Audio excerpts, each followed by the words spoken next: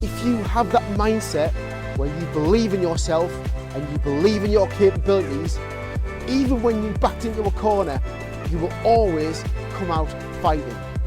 And just because you cannot physically see your mind doesn't mean that you should not train it. Hello there and welcome to another podcast of Your Mind in Sport. My name is Gary Lavery and I'm going to be with you for the next 15 to 20 minutes as we continue to talk about that most important thing on the top of your shoulders, behind the eyes, in between the ears, and that is your mindset, specifically looking at sports performance. Now, before we get into today's topic, I just want to say a massive, huge thank you to all those people from different sports for the feedback that you give me around the first podcast that we did last week. And it's moments like that that really want you to push on in the podcast field and apply the time and effort that really does bring everything together and make those key messages and those key exercises land with those people who need them within the sports field.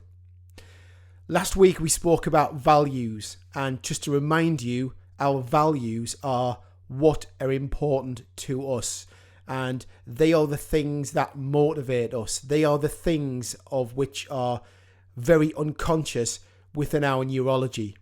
And today we're just going to build on what we covered off from last week and specifically look at our beliefs.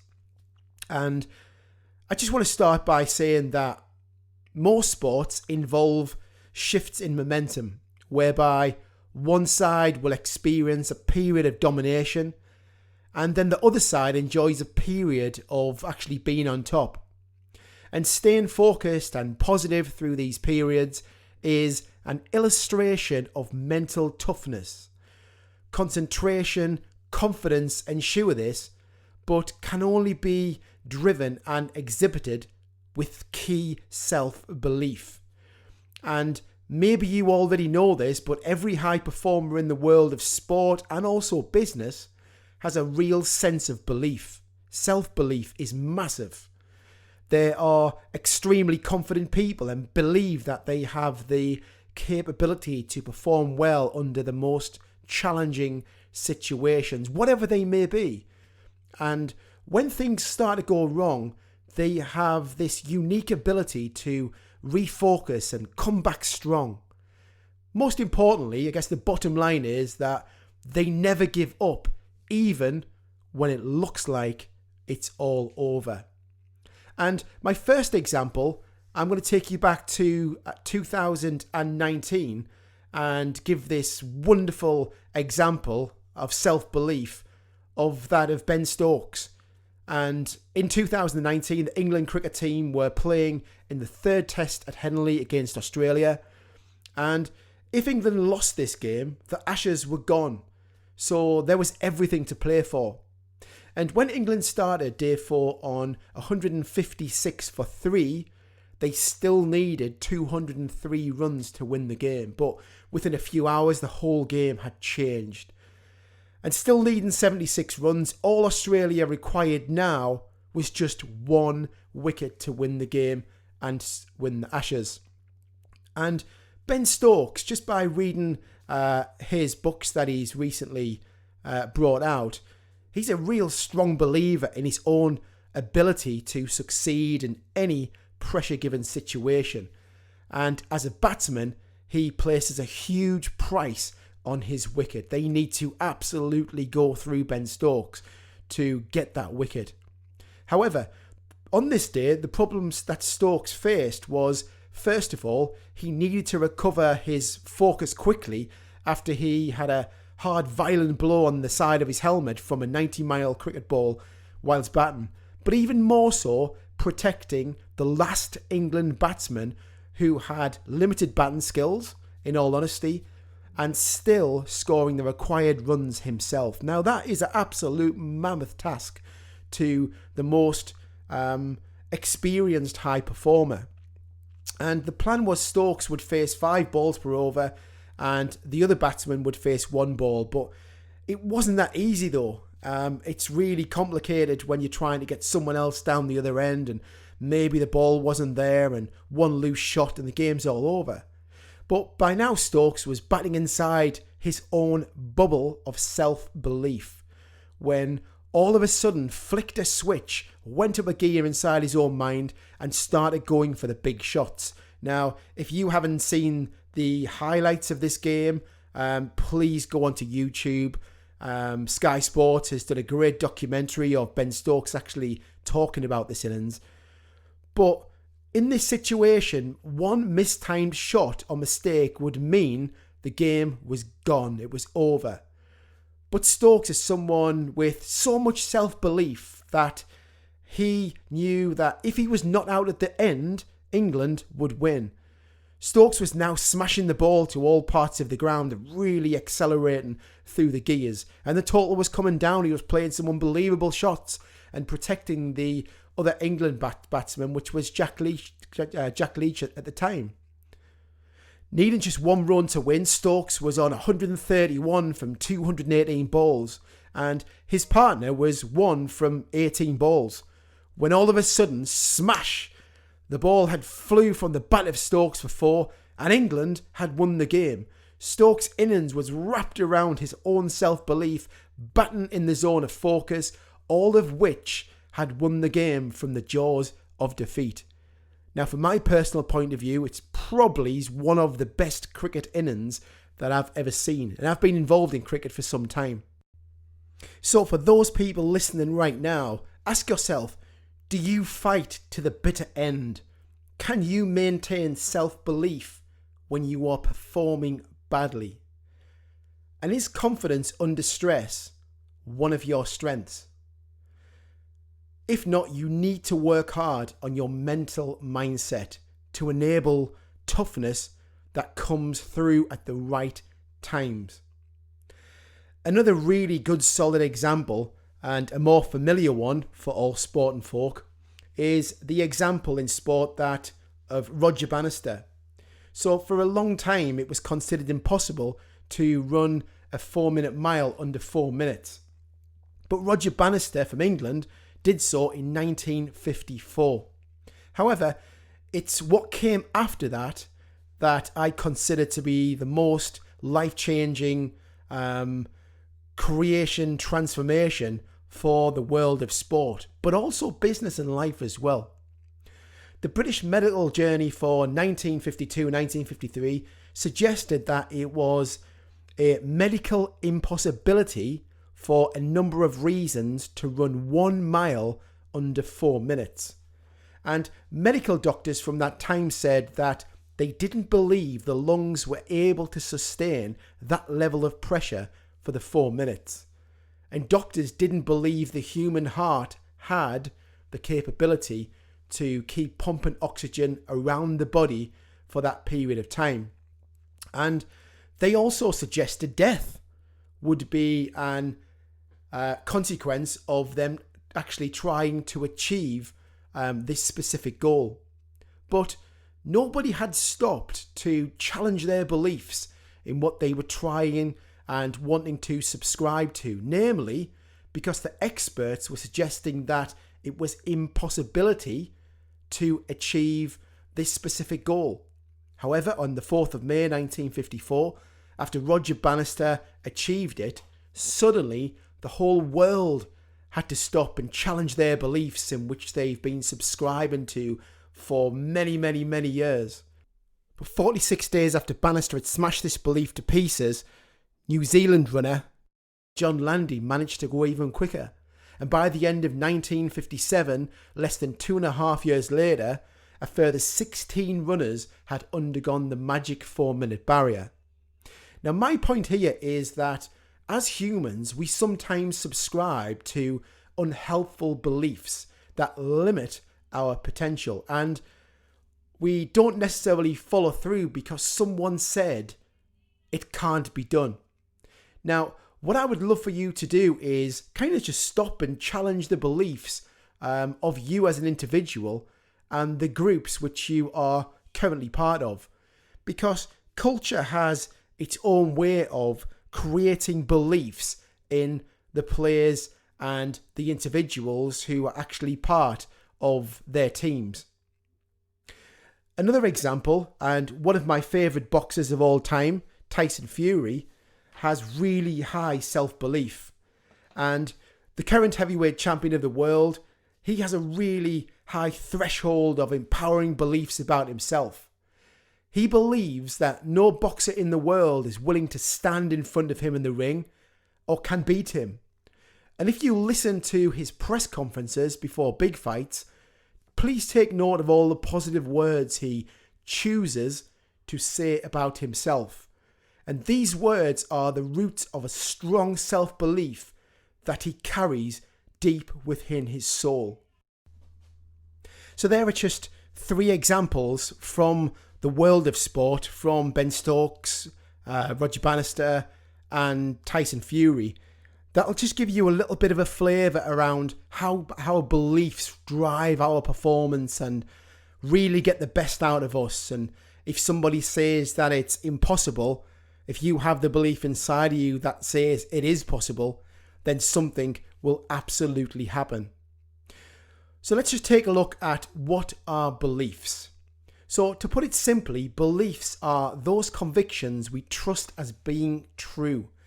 They are the things we either can or cannot do. When you believe something is true, you literally go into the state of it being true. Our beliefs determine how we perform through our values, and our values are what we spoke about on the first podcast, and they either empower us or disempower us. Richard Bandler, the co-creator of Neuro-Linguistic Programming, in other words NLP, once said, "People are addicted to their beliefs. Some people would kill and die for their beliefs." Now, what I'm about to say next might wake some people up or even offend some people, but your beliefs are not true. The problem is we act as if they are true. And this means we have the human power to make limiting beliefs and empowering beliefs a self-fulfilling prophecy. Let me just explain further.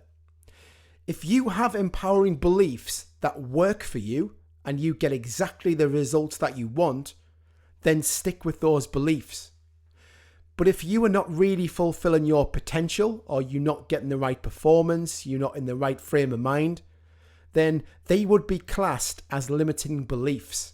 And in NLP, we can change limiting beliefs into empowering beliefs, so they do become a self-fulfilling prophecy on a positive scale.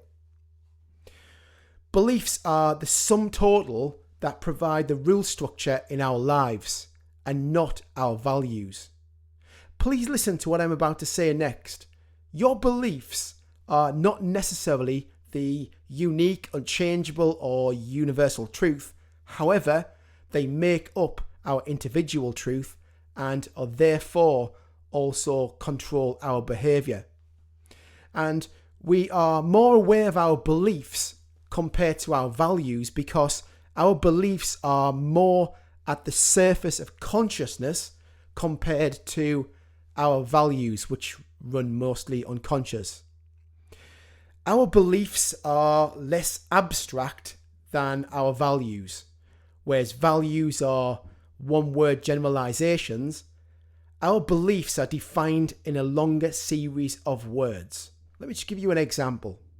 So a value could be passion, it could be winning, it could be drive. Whereas our beliefs could sound something like, I believe in myself. I am good enough to beat this opponent. I will strive to be the best I can possibly be against this team. In fact, there is a direct relationship between values and beliefs. Each value has a cluster around it of a small or large series of beliefs which have been developed over the years. And it then follows that there is more leverage for change in behaviour if one were to change values rather than change limiting beliefs. You may have heard this term before. If you take the roots out, you take the weed out. Another example of looking at values and beliefs. Imagine a tree where each limb holds a value, and around each value are a number of small branches that are beliefs. Beliefs are generalizations about our actions and about what we are doing, about what we need to do. Consider this. Throughout your life, you will experience different situations known as events. Depending on the actual outcome, these events can install either positive or negative representation within our mindset. It's never the events of our lives that installs the difference, but the meaning we attach to those events. It's how we interpret them that shapes who we are today and who we will become tomorrow. Henry Ford once said, "Whether you believe you can or believe you cannot, you're absolutely right." So where do our beliefs actually come from to actually make what we previously said relevant to you? A gentleman called Maurice Massey in the 1960s, 70s and 80s was defined for specifically looking at how do we install values and beliefs. And Massey once said that between the age of 0 to 7, this is called our imprint period, where our unconscious mind would sift out what is useful or not useful, what is good and bad, what is right and wrong. And we soak up everything around us from parents, teachers, school teachers, friends, culture, community, etc.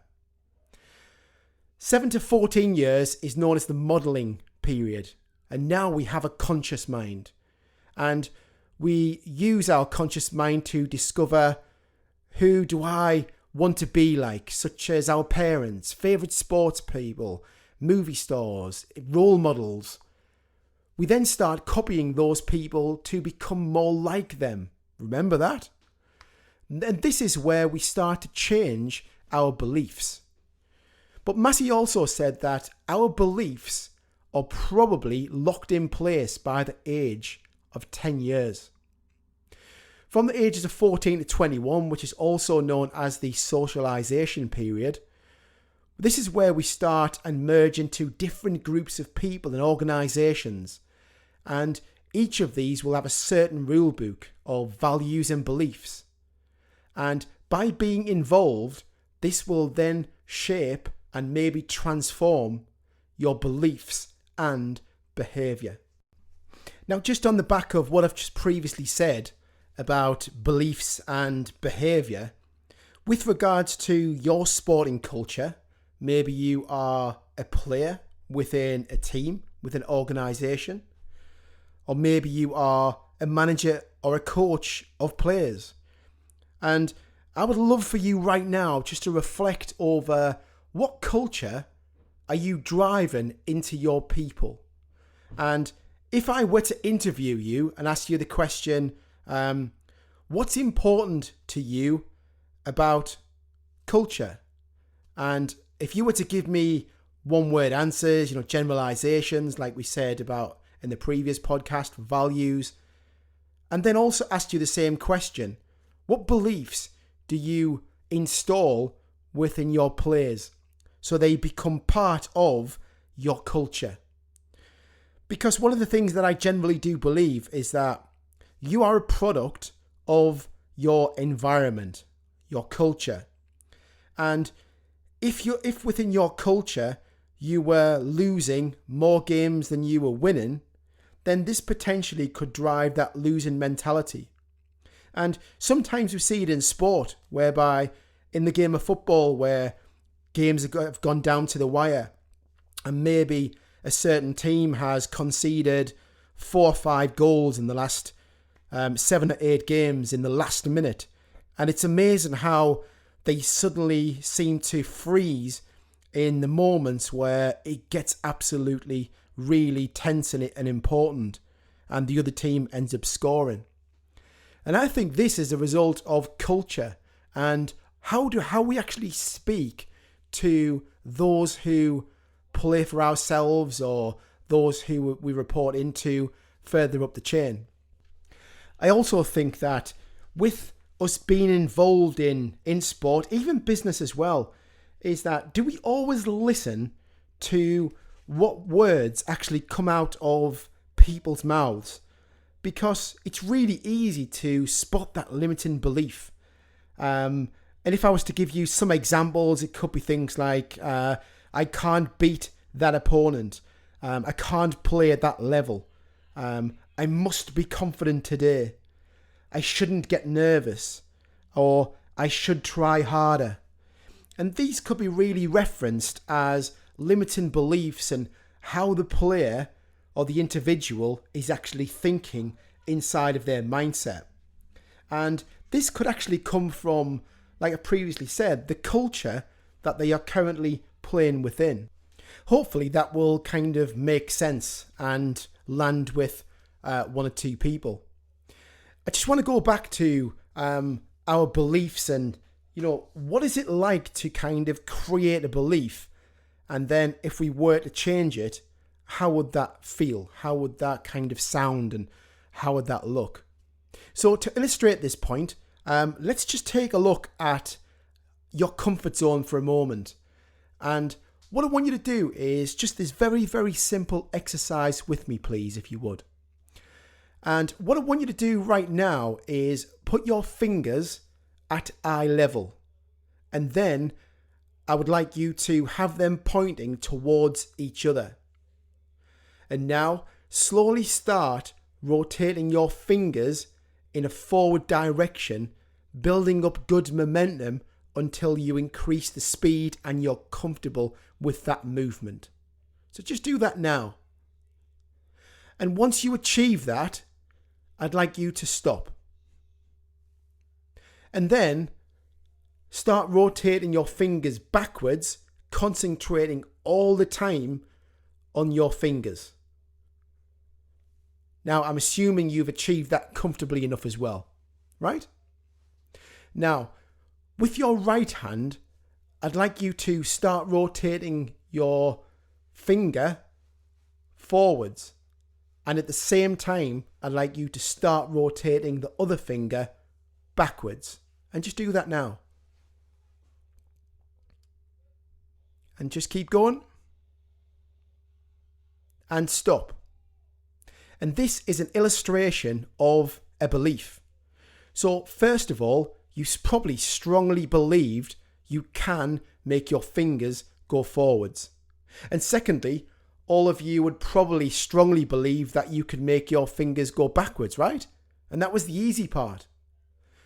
And maybe you needed to really step outside your comfort zone to do the next part.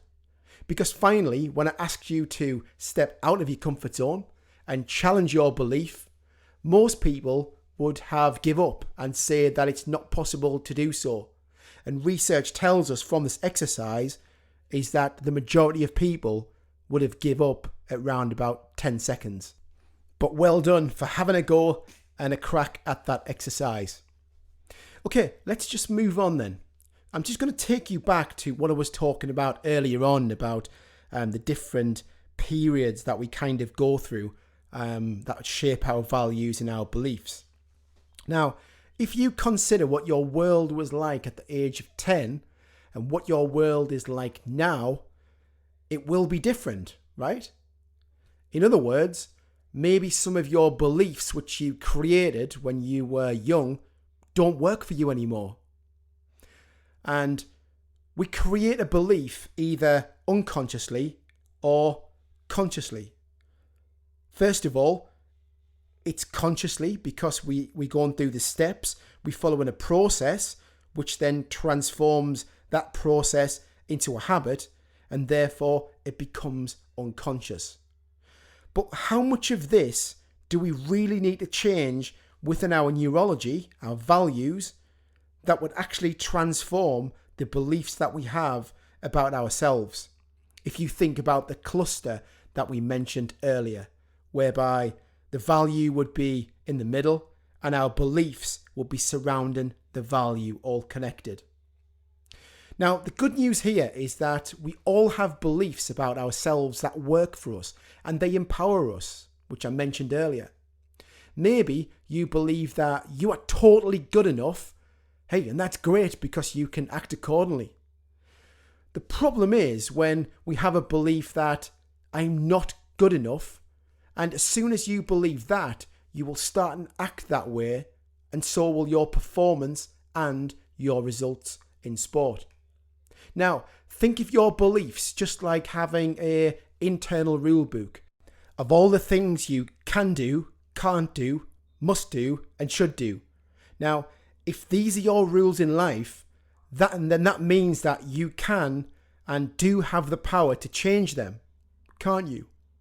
And maybe the first step that you take is by choice, that you step out of your comfort zone, you really understand what you need to do to make that change, to turn that limiting belief into empowering belief.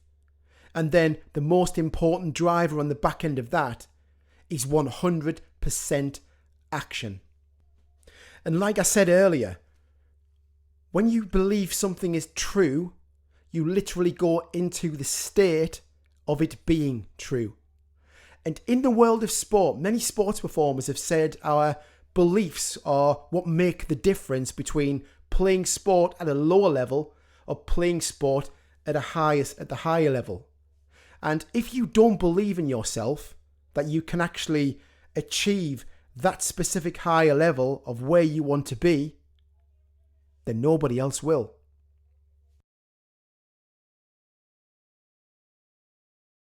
Feel that things are pointless and that they are helpless or worthless, or that no matter what they try, they will lose anyway. These things are a set of beliefs that must never be indulged in if we ever expect to succeed and achieve in our lives. These beliefs strip us of our personal power and also destroy our ability to act within our potential.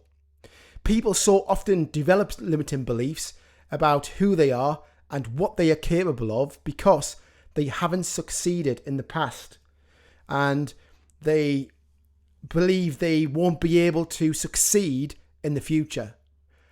And as a result, out of fear of pain, they begin to consistently focus on being realistic. Most people who constantly say, hey, let's be realistic, are really living in fear, deathly afraid of being disappointed again. And out of that fear, they develop beliefs that cause them to hesitate, to not give their all, or consequently, they get limiting results. And in other words, these are a handful of limiting beliefs, specifically about themselves. And the one thing to remember here is that no matter what your performance is, whether you actually get the result or you don't get the result, or you are a person who lives in fear because of what's happened in the past, everything starts with you. It starts behind the eyes. And you're the person who needs to convince yourself that you can step out of the comfort zone, that you can overcome previous past performances where things didn't go to plan. Maybe you lost, maybe you drew, whatever it may be. And once you do that, you then become 100% accountable for your results in sport. There is real value in searching for evidence that may contradict your own beliefs, to truly test them out and find out if they are true, rather than just collecting the evidence to back them up and confirm them. If you think of beliefs like this, our beliefs are like tabletops. We collect legs, the evidence, to support and confirm them. And we tend to blank out information that we get that disproves them. But maybe it's time where, if we have created these these tables of beliefs over time, but is now the right time to actually get a bowling ball and start knock out these table legs, the evidence, which will then destroy the belief. Now just think about what we said earlier on, is that our beliefs are not true, especially those that limit our potential. And what I want you to do is start and challenge those limiting beliefs that you have about yourself, and start to try and see the evidence to support the opposite view, and just see how that changes your mindset or belief sometimes. And when testing out a belief and trying to avoid confirmation bias, here are some great questions to ask yourself. First of all, you need to actually think of a specific belief that you have about yourself that is limiting your potential. And here are those great questions. The first one is it true? The second, can you absolutely know that it's true? The third, how do you react when you think of that thought? Number 4, who are you with that thought? Number 5, how do you treat yourself and others? Number 6, who would you be without that thought? Number 7, how would you treat that person? Number 8, how would you treat yourself? And number 9, how would you live differently? And there are 9 brilliant questions to really start and loosen up those limiting beliefs about yourself.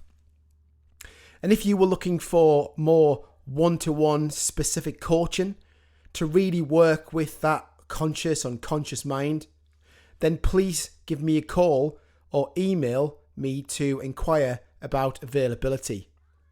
With NLP, timeline therapy, and hypnosis, that will help you transform that limiting belief into a more empowering one at a more unconscious level. So, what if you changed some of those limiting beliefs about yourself to more empowering ones? How would your sport be? How would you perform in your chosen sport? Would you get better results?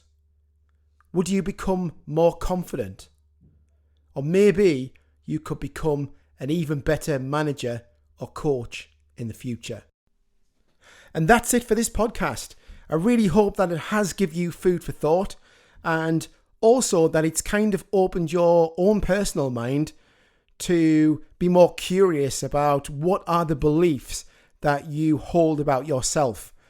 And if you were to get in contact with myself regarding NLP sports mindset coaching, then please give me a call on 0191 300 0811 or email me on enquiries@nowtowow.co.uk.